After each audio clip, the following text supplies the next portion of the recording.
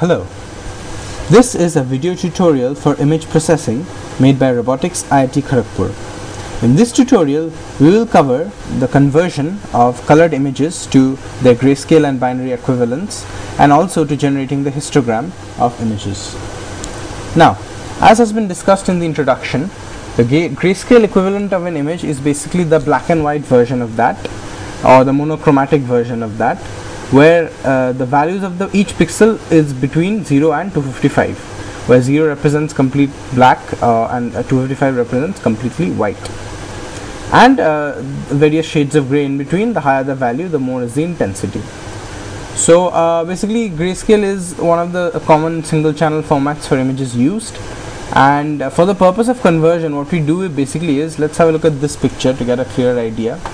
We traverse the picture pixel by pixel. Say we choose one pixel there, and what we do then is we convert this, which is currently in an RGB or red, green, blue format, into the corresponding grayscale equivalent. Now how is that done? There is a conversion formula, and that is that formula applied to each pixel in the resultant picture will give the grayscale of the colored image in the source picture. Now how is that done? The formula is basically 0.33 multiplied by the first, or rather the channel number 0 of the pixel, which is the blue channel, 0.33 into the value of the blue channel, plus 0.56 into the value of the green channel, which is the middle channel, or channel number 1, plus 0.11 into value of the red channel, which is channel number 2, or the third channel. The summation of this is the corresponding grayscale intensity of that particular pixel, and that is the value that will be assigned to the corresponding pixel in the resultant picture. And that is how we convert an image from RGB format to a grayscale format. Let's have a look at the program or the function that we use. So you can see here the return time of the function is IPL image star, so it returns an image pointer. It has one parameter, that is the image, which has to be converted to grayscale. The result, the variable for showing the result is declared. The various variables required for cycling through the source image pixel by pixel are declared also, and then we have the nested for loop that goes through each pixel. And then what we do is we assign to the corresponding pixel I comma j of the result, which has only one channel. We assign the summation of the grayscale equivalent as discussed by us in the formula. We assign it to that, and having done that, at the end we return the image to the calling function. So that is basically the grayscale conversion function that we have discussed. And just to see how this works, here we have, in addition to the function, we have a main function that uses, that shows an example of how to utilize this function. All of this is available as usual. So what we now do is we build this program. It's built, then we run it, and we have a look, and you can see here how it's going to work properly. There you have it. This is completely okay. Here you have the colored image, and here you have the grayscale image. Okay, so that's that. Now also, for the sake of understanding how to do this for a video, we'll also just have a quick look at how this is done for a video. So I just take this and copy this instead of this main function. We just copy paste this one, build it, we wait for it to be built, and once that's done, we're going to run the program for another particular video, and we're going to see how the grayscale conversion also works for a video. So that will be both applications of it shown. Right, the program has been built, and now we run. So if you have a look here, on the left you see the colored video, the actual video. On the right you see the grayscale equivalent of that. Each frame of the video on the left is taken, converted to its corresponding grayscale, and then is shown with the necessary time delay so as to make it look like a continuous video. And that's that. So that's essentially the concept of grayscale images discussed, or rather conversion to grayscale images discussed. Next we come to conversion to binary images. Now basically binary images, as again discussed in the introduction, are images that have basically only two colors and not even any shades, just white and just black. is the general pair of colors taken, that's 0 and 255. So and it's important because it reduces a lot of the unneeded information and allows us to focus only on the information we want, which we denote as one color, and the information we don't want we denote as the other color. So it's important in general to understand the ability to convert an image to a binary image. What basically happens is, say the image that we wish to convert is a colored image, it's first converted to its grayscale equivalent. Now we know each pixel has a value between 0 and 255. What happens now is we choose something called a threshold value.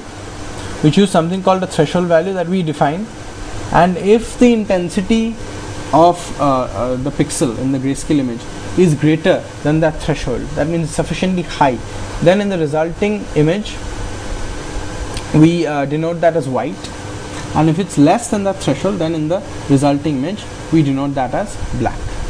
Okay, so so if we go through the function here, get binary, again the various variables are declared, we cycle through each pixel. If the value, if you see here, if the value of the grayscale equivalent is greater than thresh, which is one of the parameters of this function, then the corresponding pixel in the result is demarcated white of 255, otherwise it's demarcated 0 or black, which makes it black in the final image. And finally this binary image is returned. Here you see an example of a binary image. So similarly, this is again a function. Let's see how this works. I'll just copy paste this.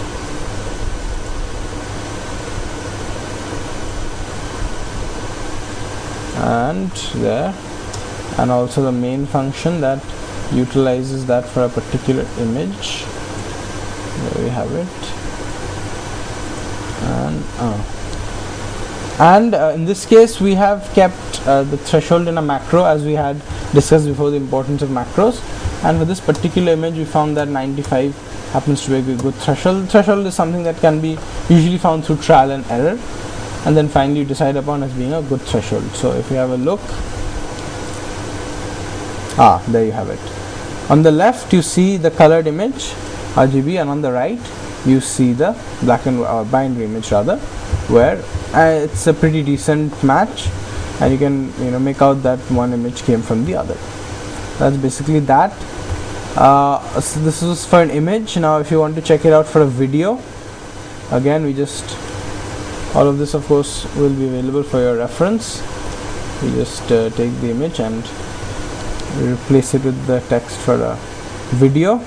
Change the threshold. We've already seen that 115 turned out to be a good threshold, so we're going to proceed with that.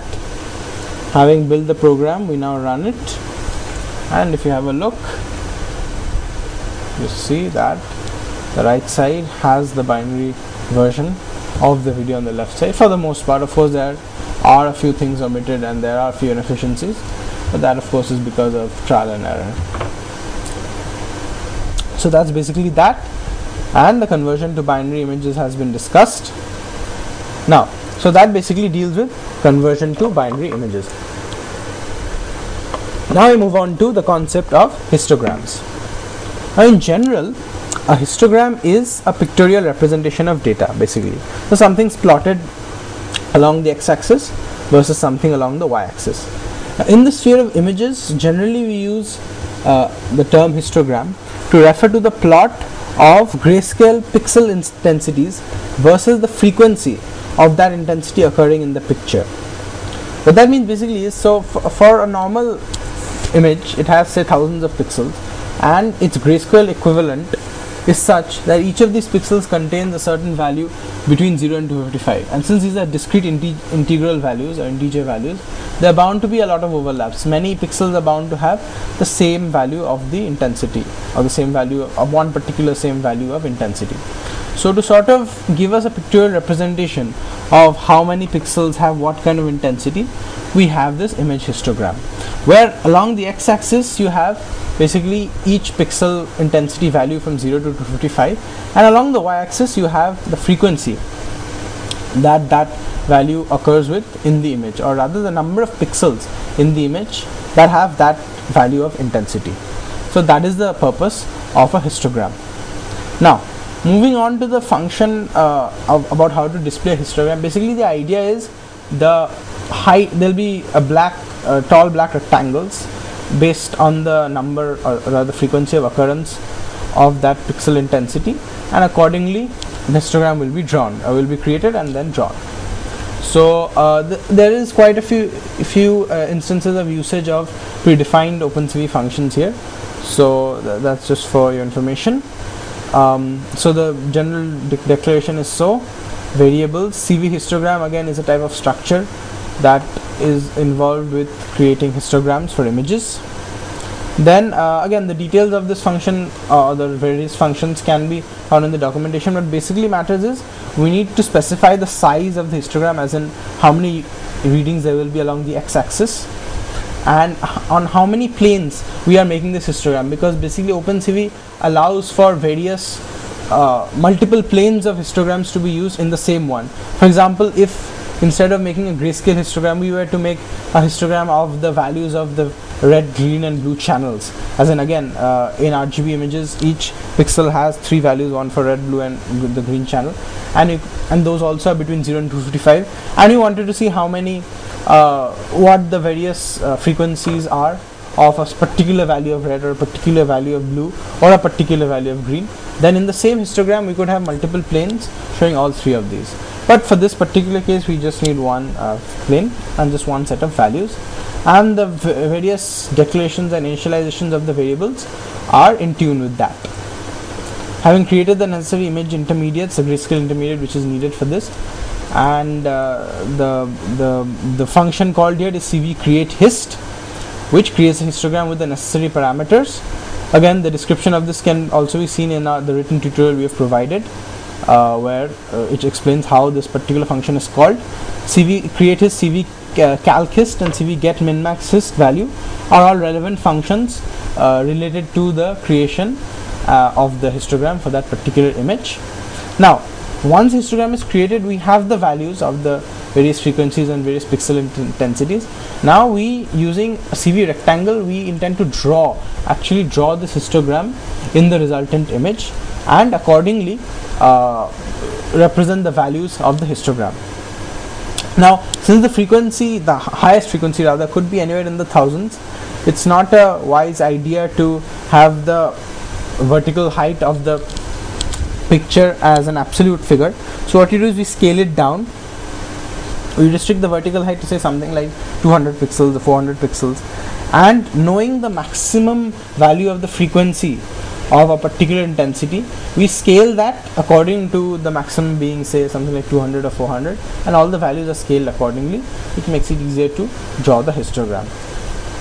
So similarly here, inside the loop which goes through and is responsible for the drawing of the histogram, we take the value of the frequency of each particular intensity, we convert it to its normalized value using the function CV round, etc., and then we draw a line according to that from the bottom to the top based on the height of that vertical bar or rectangle which represents the frequency of that intensity. Finally, we release the image and return the variable to the calling function. So let's have a look at how this works. Basically, we'll copy this function to our project and just copy paste here, and also we will take the program that utilizes this function to generate a histogram for a particular image, and we'll also show that, and we then build this solution, and once it's built we run and have a look at how the histogram is made. And you see here, this is the histogram for this particular image. You'll see a large concentration of pixels is dark in color, rather dark in terms of intensity, which is why at the beginning of this histogram the peaks are highest, or the values of the frequencies are highest. So that's that. Also we'll see a small code for running the histogram function for a video. We'll just use that to replace the one for the image very quickly. Build this, and now you'll see the histogram also varying rapidly along with the video. And here it is. On the left you see the video, and on the right you see the histogram. Initially it's darker in nature, that's why the pixels at the beginning have, or rather pixel intensities towards the beginning have a higher frequency, and then in this case, once this particular frame is removed and something lighter comes along, you see immediately that it moves to the right side because of the lightness, and now it's evenly distributed because of black and white in between. So that's how it goes. So that basically is also the description of the histogram using the predefined functions in OpenCV. So these are the discussions of the three basic concepts of the tutorial. There is one more important thing that the user should be aware of. It is the existence of predefined functions for conversions from colored to RBG images or HSV images, and we've discussed all of these terms in the introduction. And the name of this predefined function is the CVCVT color or convert color function. It is very useful for a large number of purposes, and so just for convenience we will see how to utilize this function in this case. The structure of the program is very simple. We upload, or rather we take in the image and the resultant variables, and the main difference or the main new line is the invocation of CVCVT color. The first two parameters are the source and the destination image respectively. The third parameter is an integer actually, which depending on the value directs the function to carry out some kind of conversion, and we notify this through the macros, various macros that actually stand for certain codes to be provided to these functions and give us an idea of in what capacity rather that function will be acting in that particular calling of the function.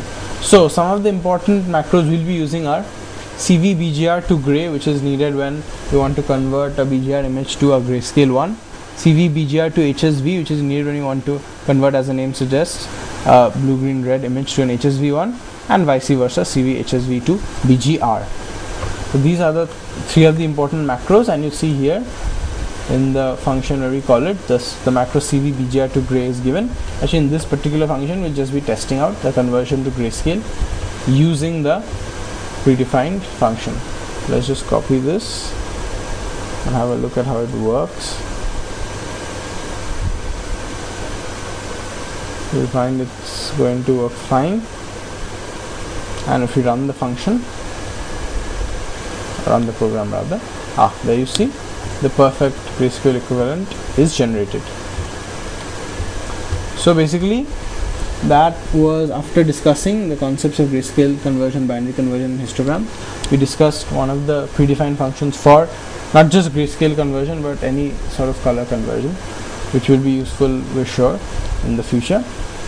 And that basically is the end of this video tutorial. Thank you.